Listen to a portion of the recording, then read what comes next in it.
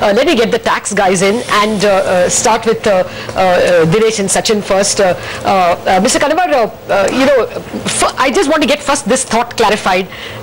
Section 6 of FEMA is getting amended, and all capital controls on equity instruments issues is now going away from Reserve Bank to the government. Now, does this mean all this option pricing for which we used to get clarifications from RBI now are out of the RBI net? And is that good or bad as a citizen? So two separate things. First is we are seeing a merger of FPI and FDI limits. Therefore, we are seeing a composite limit now, which is something which industry has been asking for a very, very long time. Second, we are seeing this moving away from Reserve Bank to government. And I think this is actually a welcome move. I'll tell you why. As of today, there were things which were falling between two stools. So there was a policy announcement by the government, then Reserve Bank notification took a period of time to come, and I can give you innumerable examples. Foreign investment in LLP is a classic example where just because the two arms of the government were not talking to each other, things were just got delayed. So it's just moved from 2 to 1, and I think it's a very, very welcome step, the way I would see it. Okay, Mr. H.P. Ranina is also with us. Your thoughts, sir, on the tax changes? No, I think the tax changes are extremely beneficial. He has taken care of every section of society. His emphasis on the poor, on the middle-aged, middle class, the older generation, the new pension schemes. I think all these are very path-breaking proposals, making the people of India more dependent on pension in future because they're going to have a longer life hereafter. All these are excellent measures which have been announced. And I think he has given a lot of sympathetic trust towards this vulnerable sections of society. So I think it's a very welcome budget. Apart from the fact that corporate taxes are going to be brought down to 25% in the coming 4 years, I think this is a very, very good proposal which the finance minister has done. I'm very happy with the budget proposal. Okay, Ramesh, do you think this budget can be one step in developing a bit of an equity cult domestically as well? In due time, maybe more PPF money into stock markets, maybe more pension money into stock markets. Do you think the domestic savings can be channelized? And over the next 6 months to 12 months, do you see the market should move much higher from here? It's always a dream to get individual retail money into equity markets. I think the government gives us such an excellent platform, free long-term capital gains, free dividends. And despite that, we haven't seen a huge retail inflow. I hope it comes, because that is what we really need, a strong domestic investor base in the market. Your second question on where the market is headed, I think it's headed higher. There is nothing to suggest that the market will fall off the cliff for any of the budget proposals. They're big, bold proposals, and I think over the run, the economy will do well, and hence the market will also do well. So I remain quite bullish. Okay. Well, the other big thing that was announced, I mean, there are no details mentioned, but what was that? 1 lakh road kilometers, and was it 6 crore houses? Those were two very big numbers that got announced. Came out of it. Though we didn't get a detailed map to that. But I'd like to get Sachin on the GST. I saw your earlier press release where you said that you welcomed the timetable, but they delayed by a full year now. Yeah, but there was enough reservation in the mind of the corporates whether we will be in a position to commit that we will implement that from 1st of April 2016. As a result, whatever discussion happening on GST was taken very lightly. And I am sure that with this announcement, it will gear momentum. And there's some of those... but we've had deadline before, so what gives you confidence that this one will be met? So it is of course a challenging task. The government has to move faster because everything is hinging upon whether they are in a position to pass this constitutional amendment bill in the budget session. Okay. If that happens, I think things can happen faster. So that is the key as far as GST is concerned. Actually, since it's about taxes, and I want this on both of you. You already notice excise duty has gone up by 12.5% across the board, from 12 to 12.5% on all goods. Service tax has gone up by 2%, and that Swachhata cess has not been levied on service tax, but it was mentioned, something that could come. I don't think he announced that it will come, but that proposal is there. On the other hand, of course, we have got a little more money which we can put in NPS and PPF and exempt them from taxes. 1 lakh is available. But Sachin, for a consumer, and then Dinesh, you as well, what does this mean for a consumer? Everything is going to get expensive, isn't it? See, perhaps I was a little surprised by this increasing the excise duty, though nominal, 12.36% to 12.5% for one reason, that in the impending GST regime, the taxes on manufactured goods are supposed to come down. So if it is going to come down, why they should increase it now? And that story goes well with increase in service tax, because if you straight away increase from a 12.36% to a 16 or 18%, there will be a shock to the industry. So they are giving that dose in two different doses. This time they are increasing it to 14, and next year increasing it to 16 makes sense. But this 12.36% to 12.5% perhaps not go well with the campaign of Making India. Okay. Because perhaps it is running contrary to the Making India campaign. All right. So let's get Manish. Manish, I'm not going to ask you to rate the budget. I'm going to ask you whether you give a thumbs up or a thumbs down. But you clearly said you're happy with the budget. 3 very precise points on why you say so. Something like I said earlier, you're changing the architecture of the country fundamentally. I think that point's being missed by everyone in the minutiae of the budget. That from a command and control system where everybody approached the government as a supplicant, that's right, you are now saying I am being a facilitator and a referee, and you guys please grow up and become adults and run it yourself. So that's number 1. Number 2, while I heard the tax experts, and I'm by no means a tax expert, but if you think of it as a management person, you first get the rates to a point where people are not apprehensive about falling into the tax net. And the second is the whole consumer experience. Now the customer experience, when you go to any tax department, whether direct or indirect, is there such a plethora of laws which one has to understand that despite being a CA myself, I can't, for example, fathom what's going on. So by doing away and making a simpler, neater tax structure, that's, like I said, a work in progress. And I would of course hope for a lot more, because he's only removing the exemptions. He's not talking about exceptions such as CSR being levied on companies, such as MAT, such as dividend distribution tax, which is a double taxation, and so on. But I'll hold that thought for now as a work in progress. Okay. And number 3, by the fact that you're creating a social security net, you're not forcing people to go and say, let me go and hold on to gold as my only store of value if I get into troubled times. I can now go out and take a little more risk, because I have accident insurance, I have health insurance, and I have life insurance at nominal cost. If you put all of these things together as the whole, at one end the Jan Dhan Yojana with the DBT for the citizen, what I call Niti Aayog, and the way the devolution of power has gone down to the states, and 3, how you're creating a social security net and a cleaner tax structure both on direct side as well as through GST, harmonizing India for the first time. It's fundamentally re-architecturing the way this country will be run. And I think that point should be brought across more and more powerfully across media, because that's really the way to think of how we become a competitive nation, not benchmarking against the past, but seeing that the choice for example, funds or companies is I could go anywhere in the world, but now I can actually look at India on a like-to-like basis. That's important. All right, Manish, thank you so much for joining us. Of course, we'll be talking to you in the days to come on how all this involves. The specific law which Manish refers to, one of the instances of plug and play is that they're going to appoint a committee which will draft a law where a bunch of permissions, multiple prior permissions, will be replaced by just regulations. You follow those regulations and you can start up. That's the whole focus on plug and play. I mean, they've announced it for the 5 big projects, and they are saying we're going to replicate it for smaller businesses. And again, the emphasis on the smaller businesses, because those are the people, they can't afford lawyers and accountants, and they need to get this thing done themselves. So it's simplifying business for them. If I could just come in for a moment, it was almost as if that the finance minister had actually aligned with us in the morning. Ashok, raised this issue that the finance minister has 4 years to go, and can he really create a roadmap? And that's what he came back to say, that I'm telling you that for the next 4 years, the rate of tax will go down from 30 to 25. But there are several... He listens to us very carefully, Dinesh. Actually, the other thing which we seem to have ignored in all our discussions is the bankruptcy law. There's immense, I mean, he said it clearly. Yes. We need to make our borrowers more accountable.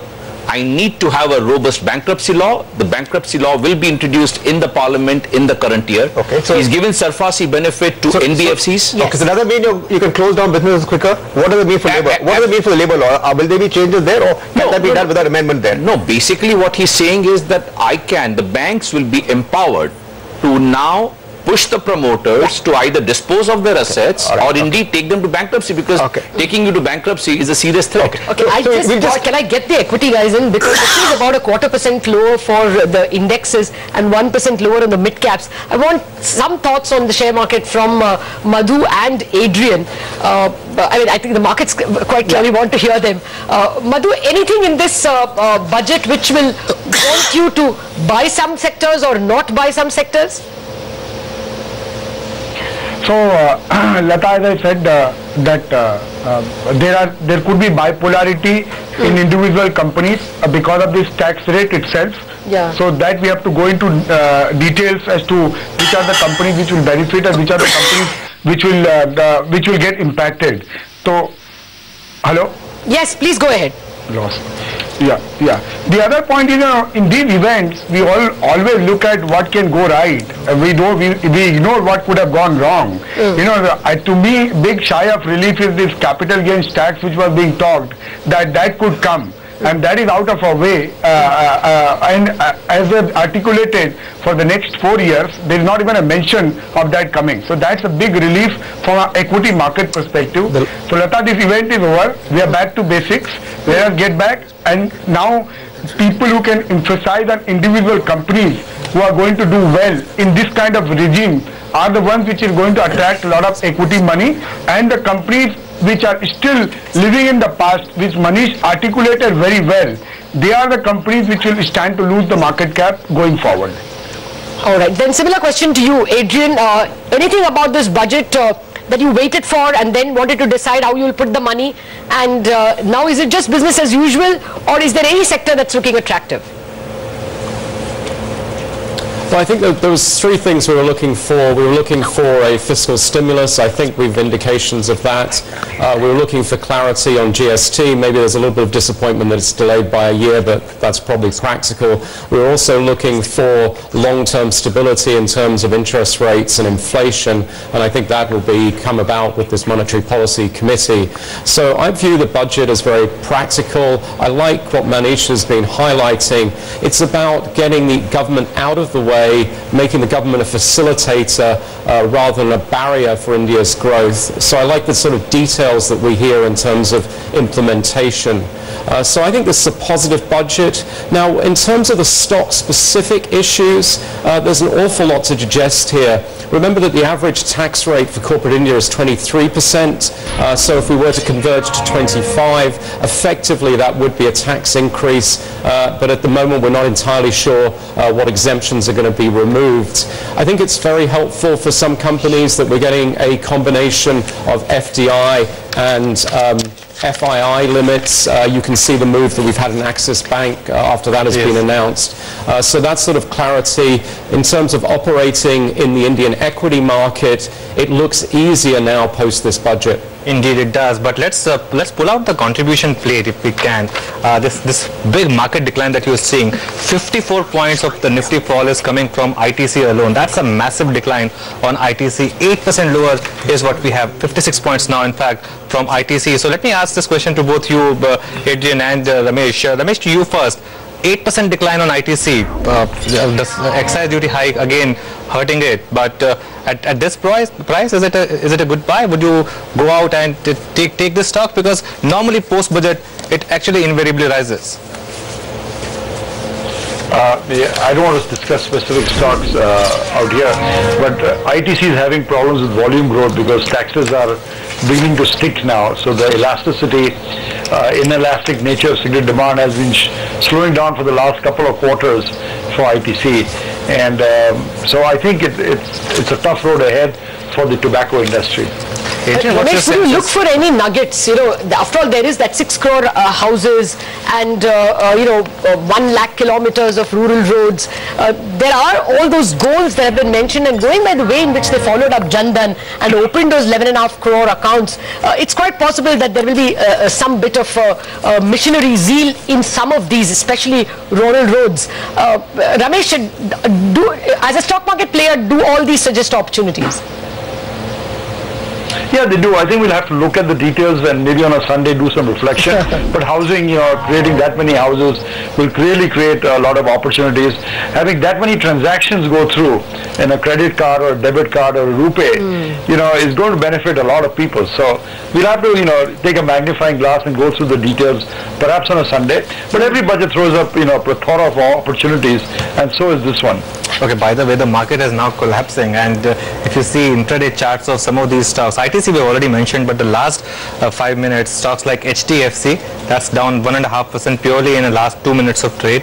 Axis Bank has also cooled off from its intraday highs. Sun Pharma is down quite a bit, Reliance is down quite a bit, NTPC is down quite a bit, and the net impact is that the Nifty is now trading at low point of the day, down 56 points, down way off from the intraday highs of 89.20 or I so. wouldn't use the word collapsing. Okay, it's lost today's gains and just about 0.5% of yesterday's gains. I think the hype for the budget was renewables, there's some big bad bank coming for banks, and we saw Bank of Baroda and SBI all run up. The market started getting fanciful on the eve of the budget. So, you must expect that there would be some kind of a cooling off. We said surge for 230 points, so I thought it will perhaps for 230 points. Fair enough. Okay, let's thank Ramesh on that note. As you say, Ramesh, cooler reflection is what is called for at this juncture, and we have to get a stock-by-stock analysis at this point in time. It's quite clear that this is not a big bang budget, and I don't know if you would call it dream budget from an investor's angle. Chidambaram's word dream budget was strictly from an investor's angle. This is probably a dream budget from a citizen's angle, because you're cleaning up black money, you're going to get cashless transactions encouraged, and cash transactions discouraged. So maybe as a citizen, bankruptcy law, getting foreign money that's stashed abroad back to the country, all this is good. I have my two thoughts on whether all those removing of the equity transactions from Reserve Bank is necessarily good. We have to wait and see. But as Dinesh says, probably there's clarity of control. That may be positive. We'll have to ponder more on that. But any other tax observations you wanted to make, Dinesh? So a couple of things. First of all, the fine print is starting to come in, and what we are observing is that the finance minister, true to his approach, has only dealt with the macros in his speech, but there are quite a few amendments which he has not touched upon at all. But before I come to that, let me just put a few quick things. We spoke about Make in India, and what we are missing out is the royalty withholding tax reduction from 25 to 10. Very, very clearly a positive for Make in India, because the compounding rate, compounding impact on it, where the tax is borne by the Indian company, is very, very significant. Second, earlier morning we spoke about MAT on FIIs. That's been put behind, again a very, very welcome thing. GAR moving away 2 years, again a very, very welcome thing. But let me tell you what we are seeing in the fine print. So first is a definition of place of effective management, a very, very dreaded provision which has been kept back, which was there in the direct taxes code, which is now sought to be introduced, where it is provided that if a foreign company has a place of effective management in India, it will be regarded as an Indian company and sort of be liable to tax in India.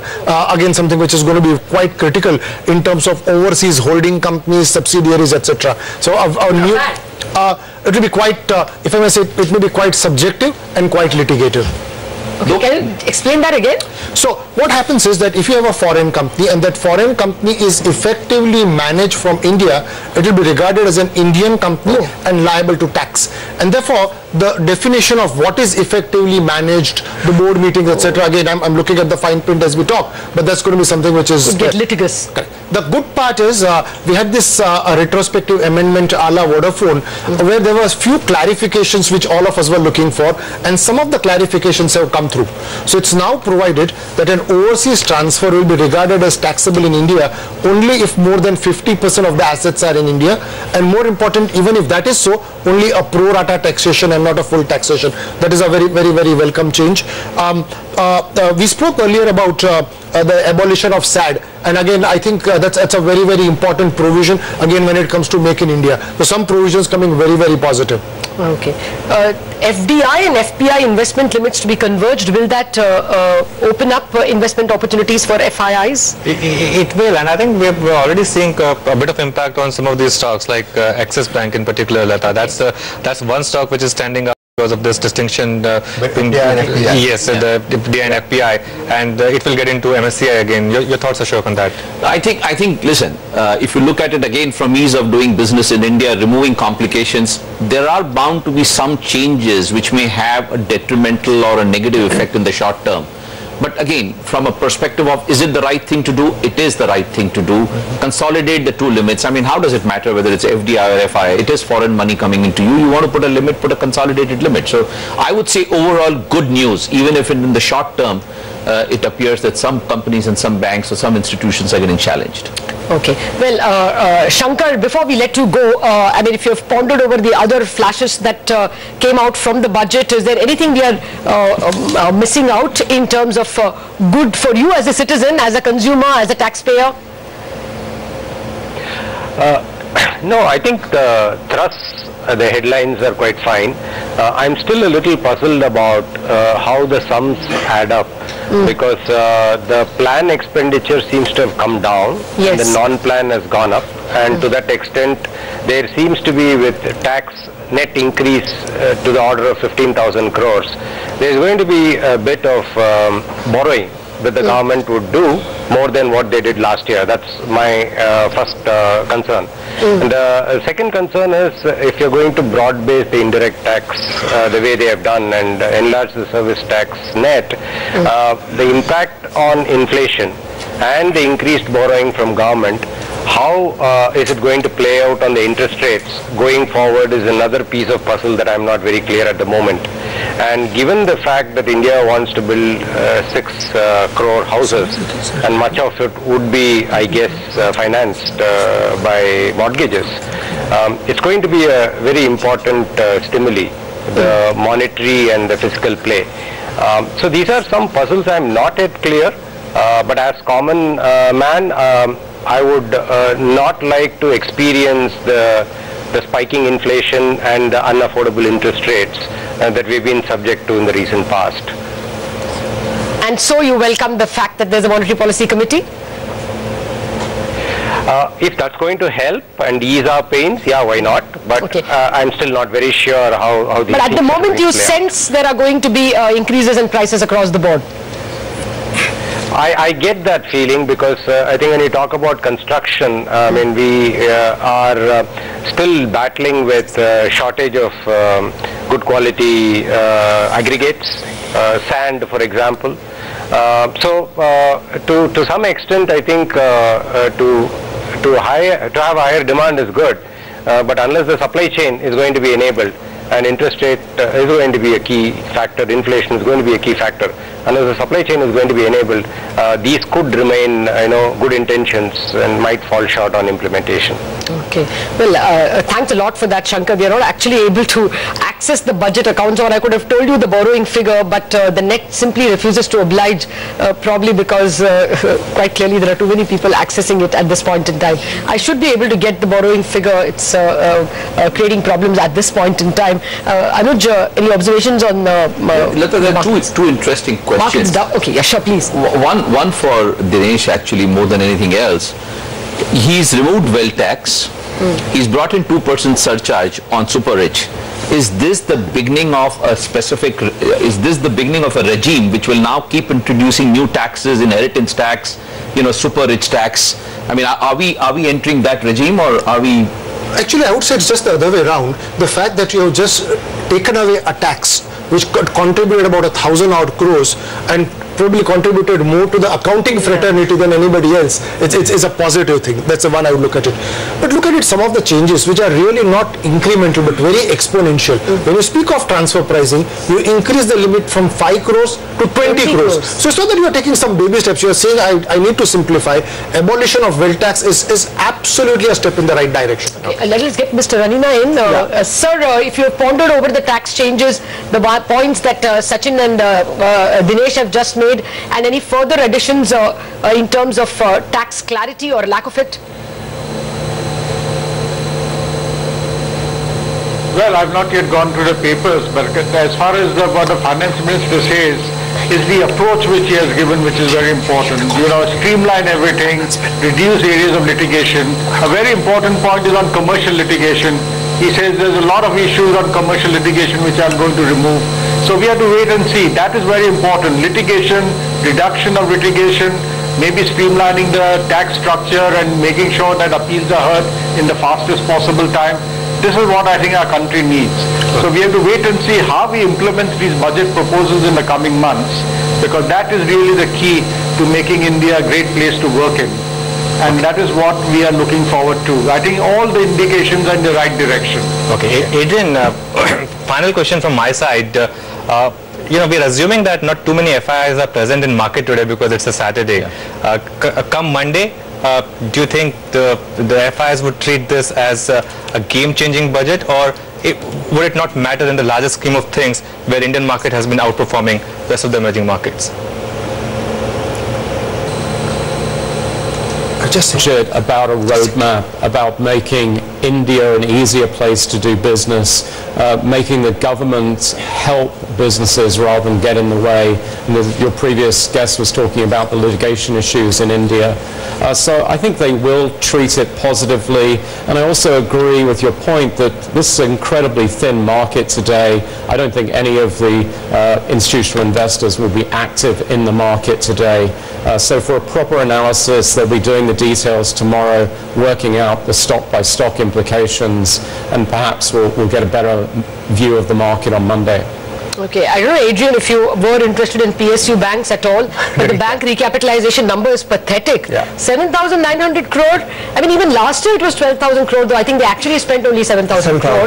And you know, expectations were that some capital would be available. I don't know how whether there's any elbow room available at all for banks to. And that could be one big reason why markets are selling off right now. Because I think banks were expecting a far larger, more aggressive. Adrian, they need to. Adrian, how do you stand on PSU banks and the fact that at least here capital has not been provided for would be a negative? Though of course there is the bank holding company that has been suggested which can perhaps raise money from the market, but there a lot of experts were pointing out the negative, that if that holding company sold shares and you know that represented both the SBI and the United Bank, actually it won't get SBI's valuation, it will get maybe a little better than United Bank's valuations. In any case, are you interested in PSU banks, and does this budget add or detract from your taste? I mean, our view on banks is we're interested in banks with a strong deposit-taking franchise, which does include some of the PSU banks. I mean, if India's economy is going to accelerate, it will need more borrowing, will need strong deposit growth. Now, with regards to the government allocation for bank recapitalization, why don't we treat this as a positive? It probably means they're going to use the market more, and we're going to see the government gradually exit the banking industry, which would be a good thing for India's long-term development. All right, Adrian Mowat, on that, we'll thank you for staying up for us and coming over to the studio on a Saturday. Well, at this point in time, the market's still losing